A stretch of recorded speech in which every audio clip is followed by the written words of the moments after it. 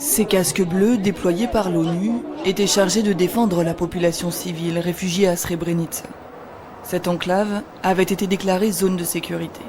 Mais quand, en juillet 1995, Srebrenica tombe aux mains des forces bosno-serbes, 8000 hommes de plus de 16 ans sont massacrés. Présente au moment des faits, MSF a témoigné. Elle s'est aussi interrogée sur son propre rôle dans l'enclave.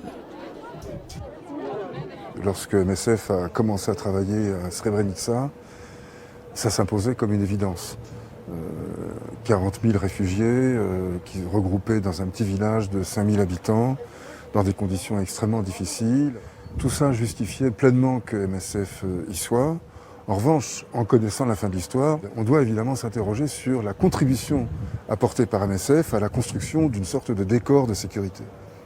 Donc ce qu'on peut rajouter à la fin, c'est que lorsque l'ONU déclare une zone de sécurité, il ne faut pas prendre ce mot à la lettre. Dès que l'on peut partir, il faut saisir l'occasion et partir. 20 ans plus tard, des populations civiles prises au piège de conflits continuent à vivre dans des enclaves sous protection internationale. C'est le cas par exemple en République centrafricaine ou encore au Soudan du Sud. À Bentiu, dans le site de protection des civils, les déplacés n'ont pas été épargnés par la violence qui fait rage de l'autre côté des barbelés.